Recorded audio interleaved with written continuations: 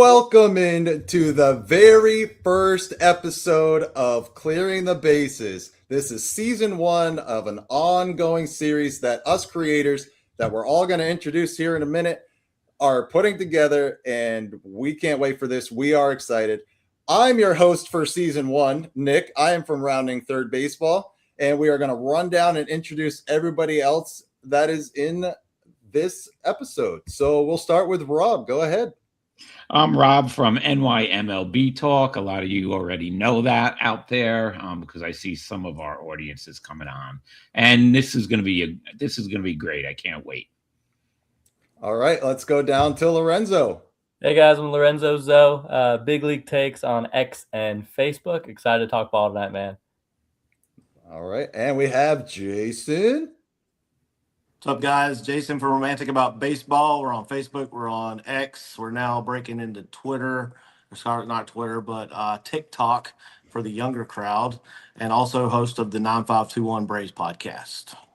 Love that. Good luck with TikTok, Jason. We've had no luck ourselves. We're but trying, good luck man. with that. All right. I got the wife helping me out, so hopefully. All right. There you go. Yeah, love it. And last but certainly not least, at the bottom, we've got Chris. I'm also from NYMLB Talk, along with Rob.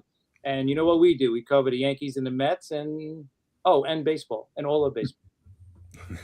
Love it. All right. So we are going to get into the rules and regulations of how this is going to break down, if you will.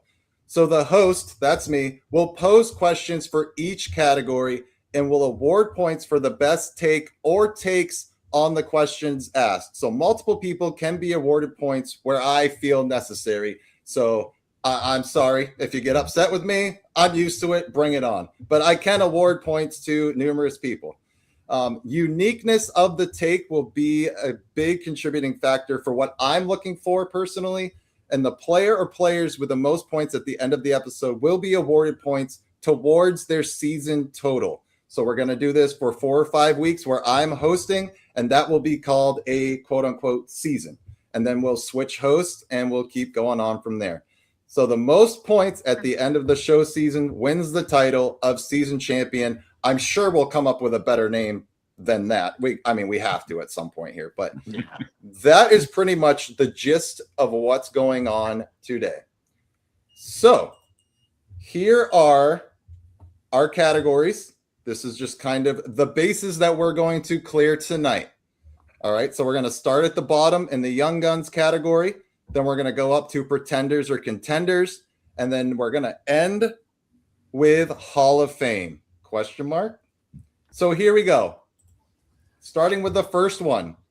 Sal Stewart, Kevin McGonigal, Chase DeLauder, and JJ Weatherholt. Who had the best opening weekend? Starting right at the top, Rob. Well, I think Chase DeLauder did. He batted .353, but remember, with him it's 4 games, and the other guys it's 3 games because it was a 4-game series that they split. But he had 5 runs, 6 hits, 5 RBIs, 4 home runs, and then he was American League Player of the Week and the first player in Cleveland Indians/Guardians franchise history to homer twice in his first regular season debut. So that's why I'm picking Chase DeLauder. Love it. All right, Lorenzo. Sal Stewart all day, guys. He 700, 769 OBP, a 1.3 OPS. Chase's team, they went 2 for 2. Sal took 2 out of 3 from Boston over there with the Cincinnati Reds. And Chase struck out 5 times, struck out as many times as he homered. Sal, 0 strikeouts, 3 extra base, 3 doubles, home run, 2 RBIs. The guy had a weekend, man. Welcome to the show, Sal Stewart. All right, Jason. Yeah, I got to go with Chase DeLauder also. I see what he's saying about Sal Stewart, but in a day when power is what we're looking for, and certainly the Guardians need power, right? They needed some pop in that lineup, and DeLauder's provided with 4 home runs. And you know what? It's the norm now. Lorenzo, 4 guys to have as many strikeouts as they do home runs. So I'm going with Chase DeLauder. I think he's going to make the biggest impact because they needed that pop in the lineup. All right, Chris. You know what? I got to change it up. I got to give Kevin McGonigal a little bit of love here. He's one of those, for me, he's like an old school ball player. He's not a guy that's just swinging for the fence, right? You could see the guy's going to hit for average. He's going to steal you some bases. He's going to play some defense. I want to go with him just because also too, like Detroit needed that kind of spark plug on their team as well. I know they're a pretty good team, but they need that player, that kind of in between player, not the big power bat, So I just went with him. I know that's not a good reason, but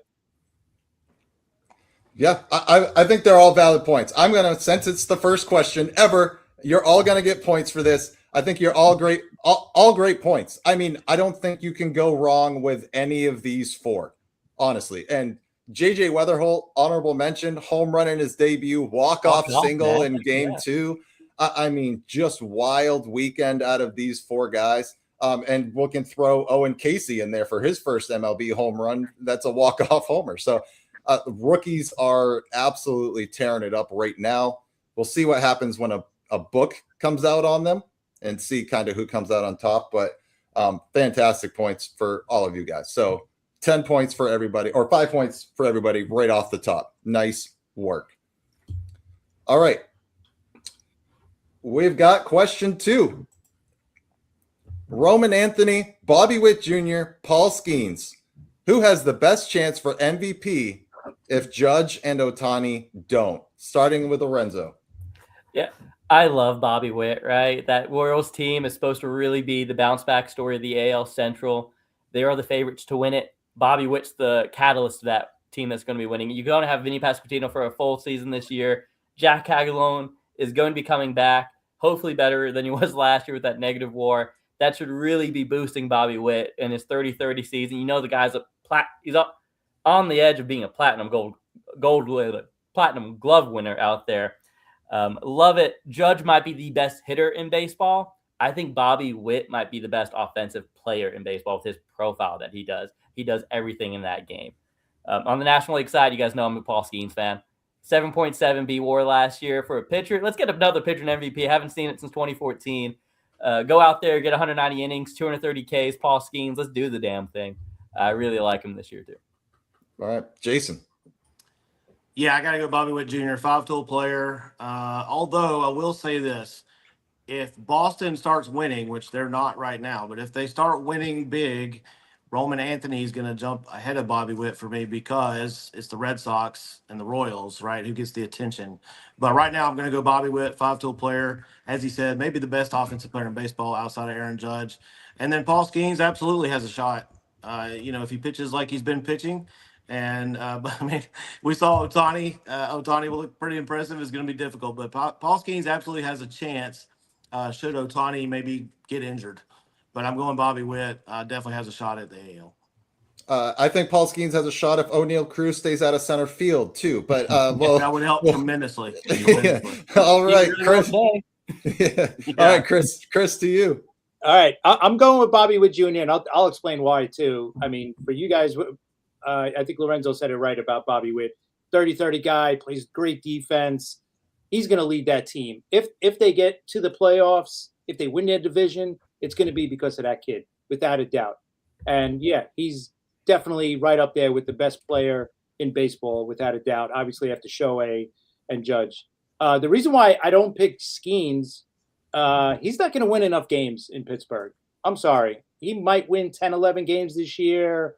That team is just, watching them against the Mets, they're just not a good team. They're a better team than I think that they were, but they're still not a playoff team, especially in the National League.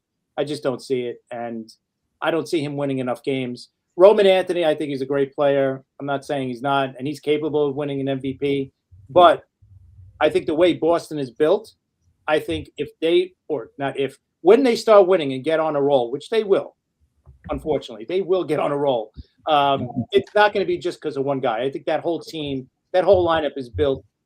It's just a deep lineup. And I don't think it's going to be that one guy that's going to really push him over the line, push him over the line to be MVP. Yeah. Rob.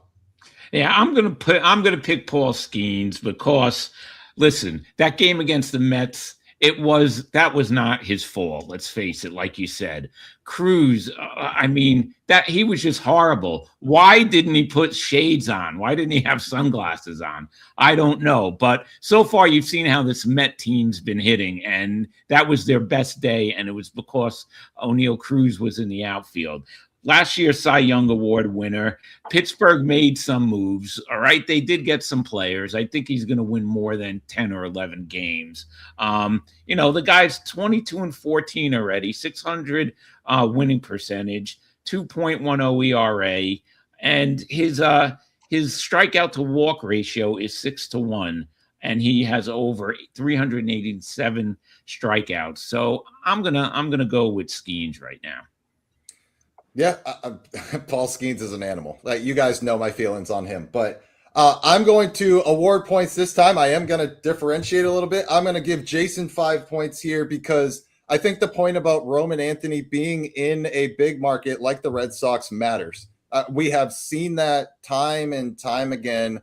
Cal Raleigh, Aaron Judge, prime example last year. Like, say what you want. I get it. It's Aaron Judge. He is what he is. But what Cal Raleigh did last year, I think being in Seattle kind of hurt him. So that's a great point, Jason. I think market matters.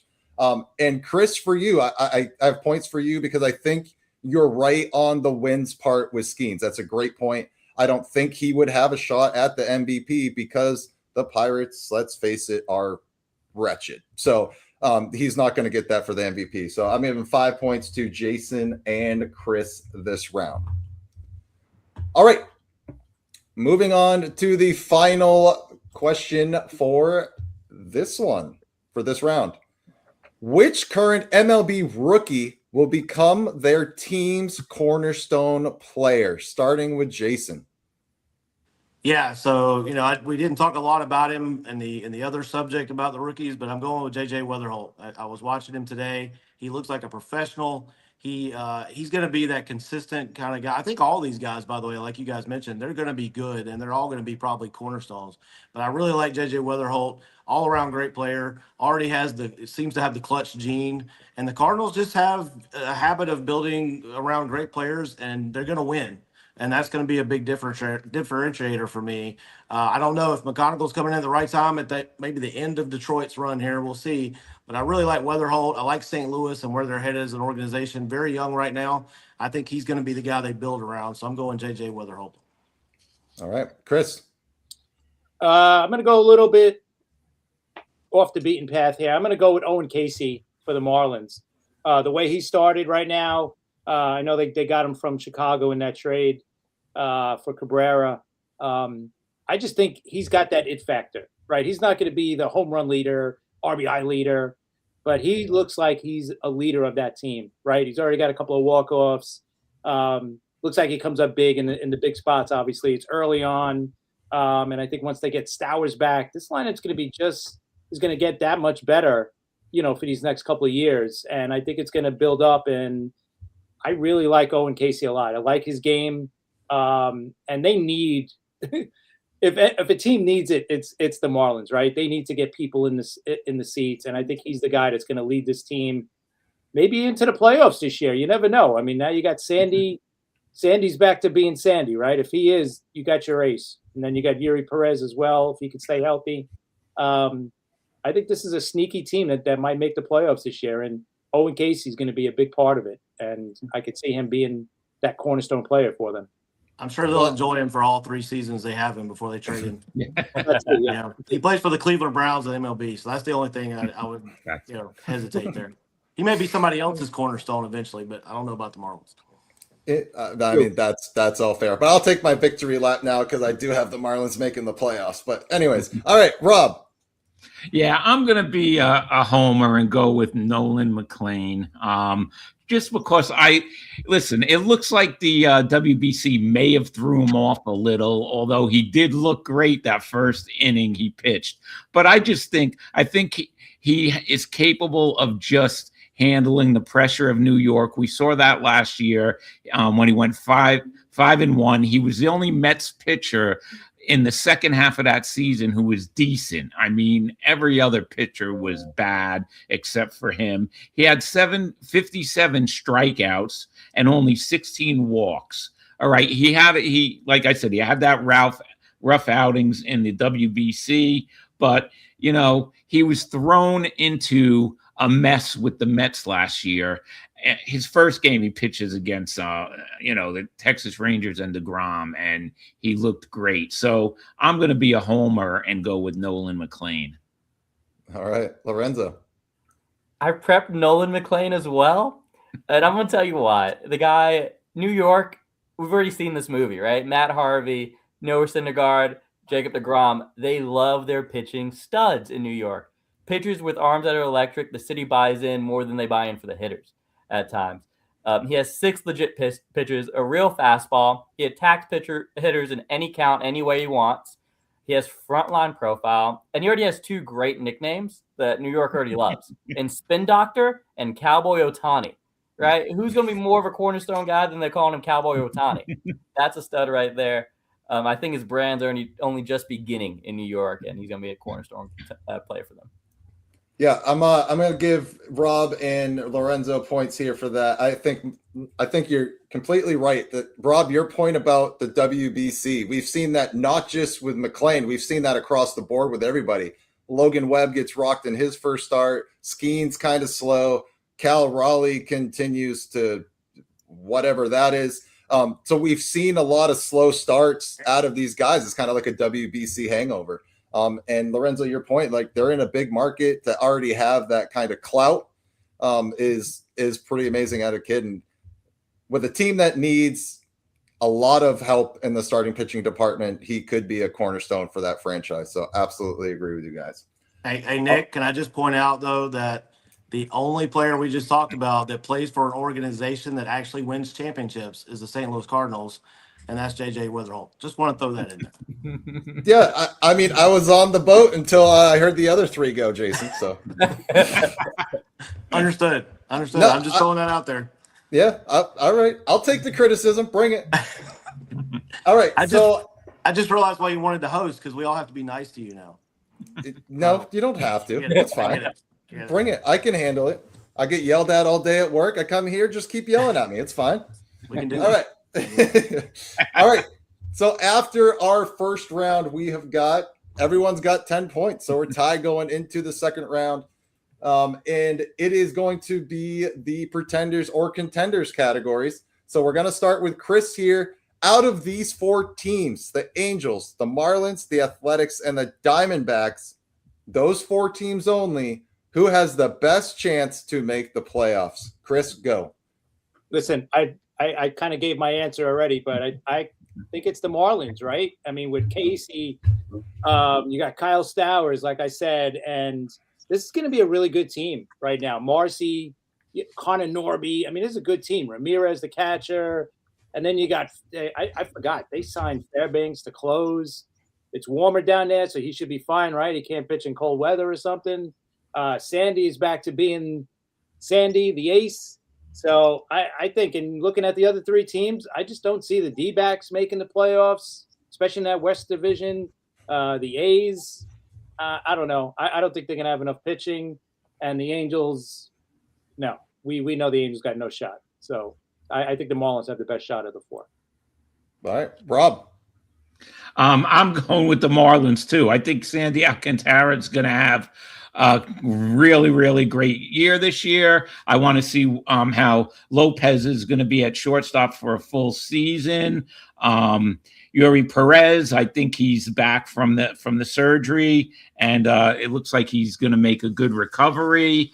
Like Chris said, Casey, I want to see what he's going to do. I mean, he looked pretty good playing for Canada in the WBC, and hits. He's another one. So I really think that the Marlins have a chance, and they're in my team's division to make the postseason.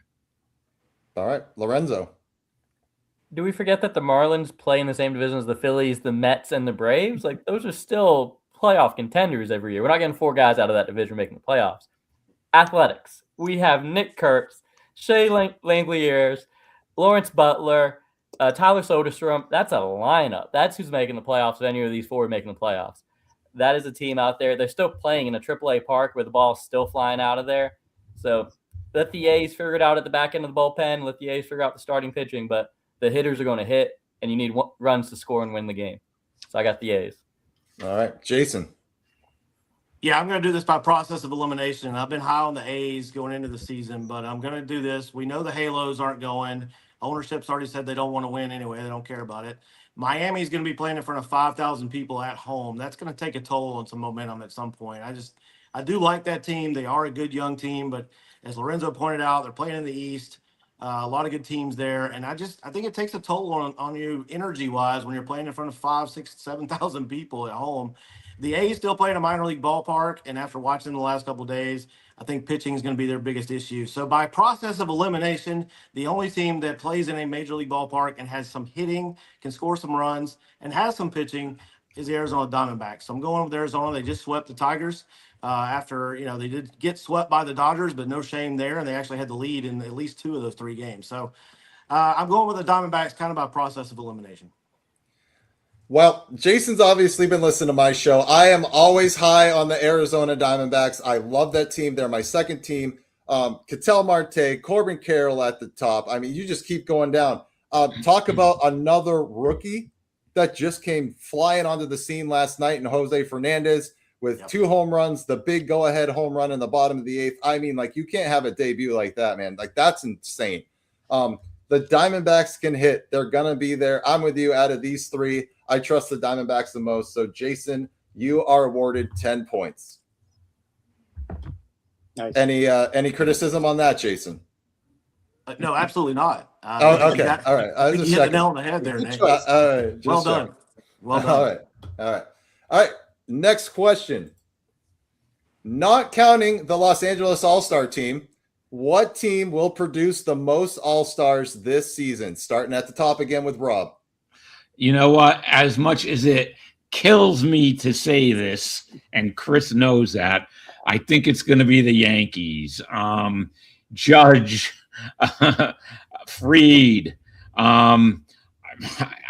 Bellinger might, Stanton if he's healthy. Then you might get a kid like Ben Rice or even Bednar, who I think is going to have a great season as a closer for the Yankees. So as much as it kills a Met fan, a Met guy, I'm going to have to say the New York Yankees. Wow. Oof. All right. Lorenzo. Well, the game is in Philadelphia this year, so Philly feels like the pick with Harper, Schwarber, Christopher Sanchez, Trey Turner. They're not my pick, though. I'm going Milwaukee. I love Milwaukee this year. You got Bryce Terang, William Contreras, the Miz, who started last year's game, and then the back end of the bullpen, we just saw what Angel Zerpa did in the WBC. Yeah, let that kid go out there and make an all-star game, too, for himself. Uribe, Trevor McGill, they can impact both sides of the ball. They're a great team. I got the Brewers being the team that gets the most all-star players this year. All right, Jason. Yeah, I mean, I was going to go Yankees. I guess I'll stick with the Yankees. Rob said it. Judge, Ben Rice could be an all-star. Giancarlo's probably probably aged out, but he's got Max Fried. There's a lot of options there. I like the Yankees. They've gotten off to a pretty good start here as well. They're going to hit the ball. People love to vote for hitters. They love offense, and the Yankees give you plenty of offense. So I definitely think it'll probably be the Yankees. All right. And Chris, you're going to shock us? Yeah. No, I'm going to stick with the Yankees. I gotta be boring, right? You got Judge. Listen, if Stanton stays healthy, he's gonna go in as the DH, right? So that's 2 right there. I think Ben Rice is gonna have a big year. He's already starting off great, so I like him a lot. Pitching wise, you got Max Fried, Bednar, like you said. Schlittler has been great. I think he might get in too. So yeah, I hate to jinx my team, but I'm gonna have to say the Yankees. Yeah, I'm going to go with the unique pick here with Lorenzo. I'm going to go with Milwaukee because I don't think that team gets enough love. I really don't think they do. They play a whole different brand of baseball than the rest of the league does, right? Now, listen, I understand what the Yankees are. The Yankees are a juggernaut, and they're going to be even more of a juggernaut when Cole comes back and Rodon comes back. Yankees are going to be legit. But I love the uniqueness of the Milwaukee Brewers, and I think they could be – we usually see the first-place team get the most All-Stars represented. I mean, other than the Dodgers, I think the Brewers are next in the NL. So I'm going to award Lorenzo the big 10 points for this round. All right. Now the final question we have for the night. You can only vote for one current player to be inducted into the Hall of Fame. Who gets in? Starting with Lorenzo. Justin Verlander. I love dominant pitchers. He was Rookie of the Year, 3-time Cy Young Award winner, MVP. He was a pitching triple crown, 3,500 strikeouts, 266 wins right now, 80 B-WAR. That's inner circle Hall of Fame, right? That's not just making it, barely making it. It's inner circle. This guy's going to be 90% plus when he's voted. He dominated his era. He was the last kind of true workhorse that we've had in the pitching era for today's game. And it's longevity, it's the peak, it's the accolades. He literally checks every single box. You pull up on Baseball Reference, and it is black. It is bold everywhere around that thing. And just add the cherry on top. He's Mr. Kate Upton, right? This guy he's the best to do it. I love it. Justin Verlander, that's my pick. All right, Jason. I didn't know you got credit for your spouse being hot. It's bonus. It's just bonus points. I don't know. Look, I know we said current, but I'm going with current / just retired. I got to go with Clayton Kershaw because the guy's got 3,000 strikeouts, 3 Cy Young Awards, MVP award, 2-time World Series champion, lifetime 2.53 ERA, and he's got 80.9 WAR. Verlander, I don't know what Kershaw's wife looks like. I'm sure she's gorgeous, probably. So I don't know if he's got Verlander beat there, but statistically, and if you give me, a choice, I'm going with Clayton Kershaw. So slightly not in the category. I understand he's still kind of current because he's not eligible for the Hall of Fame. So I'm going Clayton Kershaw. Well, he pitched in the WBC this year, so it's still current. Counts. All right, Chris. All right. I'm going to go Manny Machado. I know he's not the most popular guy. I know a lot of people hate him, especially Boston fans. I get it. No, we don't hate him. We despise him. There you go. That's a better way. I didn't want to go that bad, but he's on track. Listen, I know nobody wants to hear this, but he's on track to get 3,000 hits or finish his career with 3,000 hits and 500 home runs. And we know, 6-7 guys have only done that in the history of Major League Baseball. He's going to go down as one of the greatest third basemen to ever live. 7-time All-Star right now, 2-time Gold Glove, 3-time Silver Slugger, Platinum Glove. But he is already close. He's already got over 2,000 hits, and he's got 369 home runs right now. So he's going to finish with 3,000 hits and 500 home runs as long as he stays relatively healthy and gives you an average season for his. And he's signed for 7 more seasons, including this year, right? So he's got a lot of years to do it. He doesn't look like he's slowing down much, so I think he's going to get it. I know he's not hitting in the best hitters park around, but he's doing pretty good in San Diego, and he's my guy. All right, Rob. Lorenzo stole my thunder because I also picked Mr. Kate Upton, Justin Verlander. 21 years. This guy is just unbelievable. In 2011, like Lorenzo said, Triple Crown winner, 2-time World Series winner, 3-time Cy Young Award winner, 266 wins. I just think he's a first ballot Hall of Famer as far as I'm concerned. Yeah. We do have some comments in the chat. We got J-Ram that comes up. Love it. Yeah, I think he's very underappreciated there in Cleveland. J-Ram's a great choice.